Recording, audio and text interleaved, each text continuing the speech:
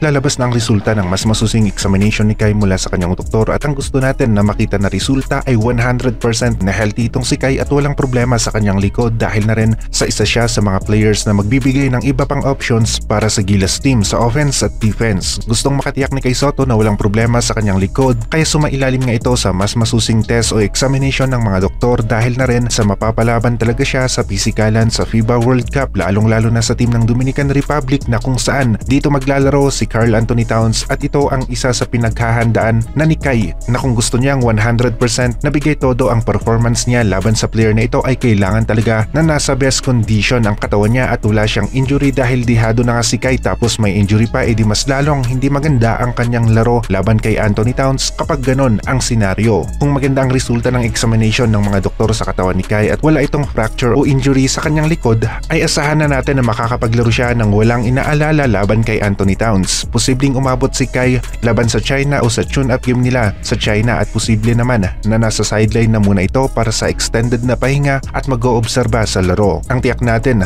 ay kasama na si Kai sa kung saan dadayo ang Gilas para sa mga tune-up games. Hindi pa natin nakikita yung chemistry ng laro ni Kai Sotto, Junmar Fajardo at Justin Brownlee kapag silang tatlo ang nasa loob ng basketball court at excited tayo na makita ito na magbibigay ng napakaraming options sa opensa. Bilang preparasyon at backup plan na rin ay mainam na masubukan ni na Coach Chot Reyes ang laro ni Kai Sotto, Junmar Fajardo at Justin Brownlee nang magkakasama sa loob ng basketball court dahil malakas-lakas rin ang combination na ito. Hindi na lamang si Junmar ang babantayan ng mga kalaban sa loob ng paint dahil kilala na si Junmar sa kanyang post move sa loob ng paint tapos nandyan pa si Kai Sotto na madaling pasahan sa loob ng paint. Epektibo ang Kai Sotto, Daniel Johnson sa opensa ng Adelaide 36ers at nakikita natin na ganito rin ang mangyayari sa Fajardo Kai Sotto. Mag-i-improve ang opensa ng Gilas dahil sa dalawang players na ito. Nakikita rin ni Coach Tab Baldwin na nagiging solid team ang Gilas at lalaban ang mga ito sa top teams na kagaya ng Italy at Dominican Republic. Sunod-sunod na nga ang tune-up games o scrimmage games ng Gilas at magkakaroon pa ng tune-up games ilang araw lamang bago ang pagsisimula ng FIBA World Cup. Para sa akin ay mukhang naging maganda ang build-up ng Gilas mula sa qualifiers hanggang dito sa FIBA World Cup at maging si Coach Tab ay gusto ang nakikita ng Gilas at ayon sa kanya ay lalaban ang team na ito sa FIBA World Cup.